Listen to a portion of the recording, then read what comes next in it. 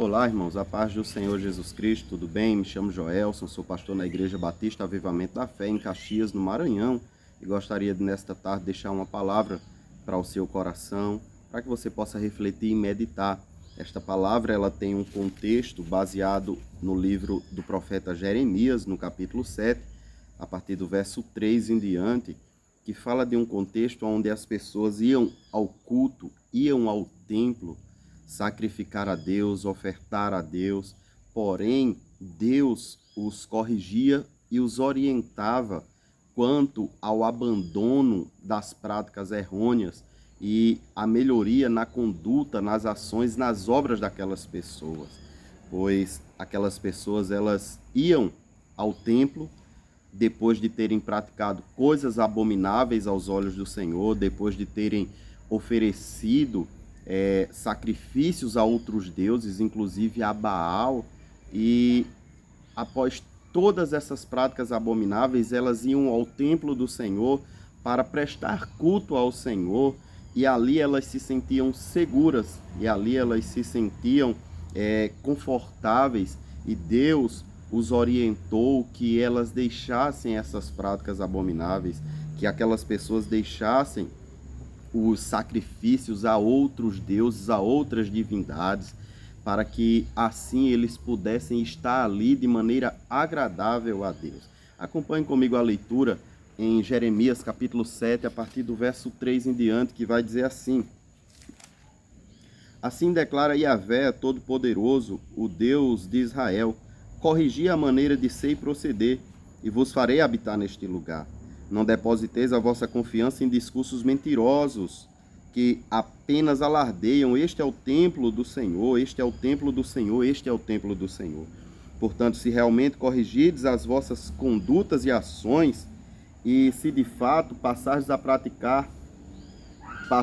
tratar uns aos outros com verdade e justiça, e se não oprimides o estrangeiro, o órfão, o necessitado e a viúva, e não mais derramardes sangue inocente neste lugar, e não corredes atrás das divindades estrangeiras para a vossa própria destruição, então eu mesmo vos farei habitar neste lugar, na terra que concedi aos vossos antepassados desde a antiguidade e para sempre. Então perceba, irmãos, que nesses poucos versos que nós lemos, aquela palavra não era uma palavra de homens, era uma palavra de Deus por meio de Jeremias, que era o profeta do Senhor, orientando que o povo corrigisse ali a sua conduta, que eles não acreditassem, não confiassem em discursos mentirosos, que apenas alardeavam, que apenas causavam barulhos, dizendo: este é o templo do Senhor, este é o templo do Senhor, este é o templo do Senhor. E aí Deus, por meio de Jeremias, orienta que aquele povo viesse a corrigir as suas atitudes e as suas ações, que eles pudessem tratar uns aos outros com verdade e justiça, que eles parassem de oprimir o estrangeiro, o necessitado, a viúva, e não derramasse mais sangue inocente naquele lugar. Se eles assim fizessem, Deus faria com que eles permanecessem habitando naquela terra, terra esta que já tinha sido prometida a Abraão e que agora aquele povo passara a possuir. Deus prometeu que os manteria naquele lugar, mas caso contrário, a palavra do Senhor vai nos mostrar que Deus castigaria aquela nação, que Deus levantaria o rei da Babilônia para afligir e humilhar e, de certa forma, levar cativo aquela nação. Na continuação do texto, nós vamos perceber que aquelas pessoas iam ao templo do Senhor, mas que ao sair do templo, ou até mesmo antes de ir ao templo, elas praticavam coisas abomináveis. Acompanhe comigo a partir do verso 8 em diante. Eis que vós vos fiais em palavras fraudulentas, que não têm o menor poder de ajudar a quem quer que seja. Imaginais vós que vos é lícito roubar e matar, cometer adultérios e jurar falsamente, ou por deuses falsos, queimar incenso a Baal e seguir as orientações de outras divindades que nem sequer conheceis, e depois simplesmente comparecer ao templo que leva o meu nome para me fazer uma visita e pensar: viemos ao templo, agora estamos seguros. Ora, seguros para continuar com todas essas práticas abomináveis? Este templo onde meu nome é invocado será porventura que se tornou um covil de ladrões para vos reunirdes? Muito cuidado, olha a exortação, muito cuidado.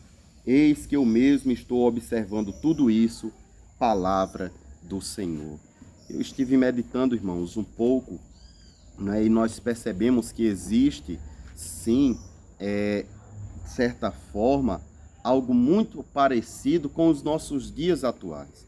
Porque os nossos templos, apesar de muitos deles estarem abarrotados de pessoas, de cristãos, pessoas que se denominam servos de Deus, cristãos ou até mesmo líderes espirituais que, de certa forma, promovem cultos, promovem reuniões solenes, existe uma certa aparência com tudo isso, existe algo que nos faz pensar que tudo aquilo que estava acontecendo naquele tempo acontece ainda hoje, nos nossos dias, porque verdadeiramente as pessoas elas não se deixaram ser transformadas, regeneradas.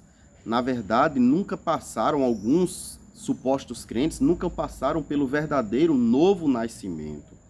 Porque, irmãos, o novo nascimento, o que antecede o novo nascimento é a morte da velha vida, é o abandono das práticas velhas, né? O que antecede o novo nascimento é o morrer para o mundo e viver para Deus.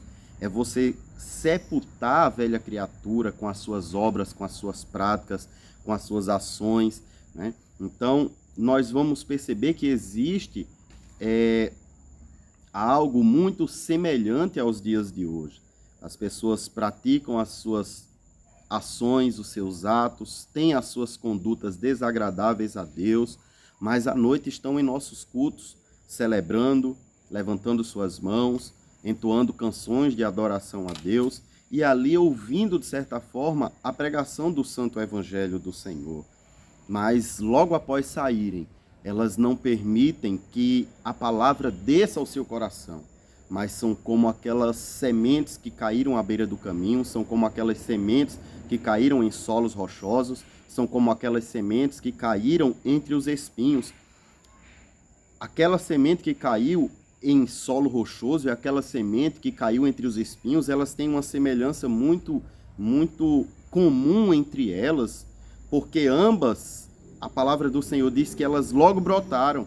E é exatamente isso que acontece com essas pessoas. Lamentavelmente, ao ouvirem a palavra, ao ouvirem uma canção que lhe toque a alma, que lhe sensibilize, de imediato ela se alegra, ela demonstra características de um verdadeiro cristão, mas logo em seguida, após a provação vir, após as tentações virem, lamentavelmente elas abandonam o Evangelho. E é exatamente sobre essas questões que Jeremias está tratando, irmãos.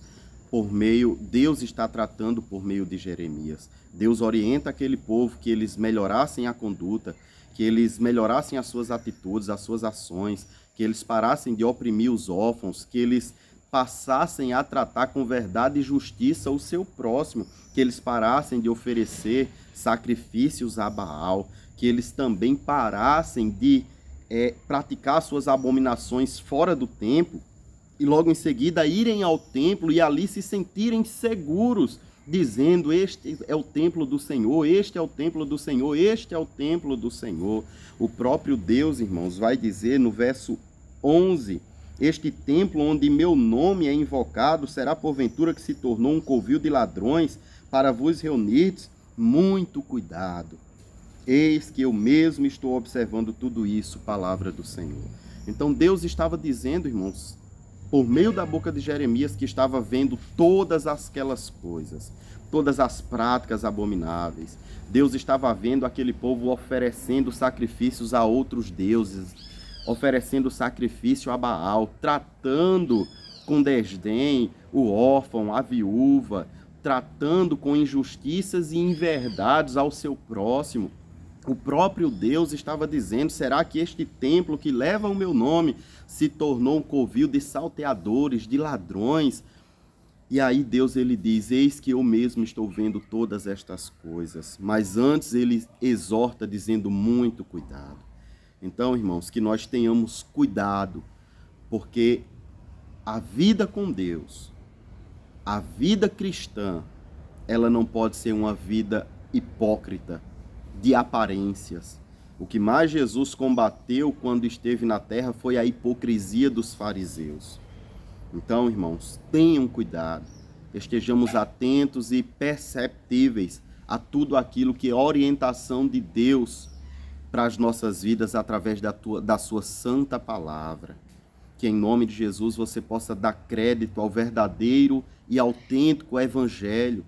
Que em nome de Jesus você possa permitir que a palavra ela penetre o seu coração, gerando assim mudança, regeneração, que o lavar regenerador do Espírito Santo de Deus aconteça verdadeiramente em sua vida. Entenda que para que você nasça de novo, você precisa fazer morrer a sua velha criatura. Você precisa fazer morrer o seu velho homem. E aí eu pergunto a você, você lembra qual foi o dia que o seu velho homem foi sepultado e aonde ele foi sepultado? Porque só assim, sepultando o velho homem com as suas práticas abomináveis, você conseguirá viver um verdadeiro novo nascimento. Você conseguirá viver em novidade de vida, como está escrito lá em Romanos capítulo 6. Uma nova vida. Deus tem essa nova vida para você que é crente, para você que já se denomina cristão e está me ouvindo. Deus tem uma nova vida para você. Abandone o seu pecado de estimação.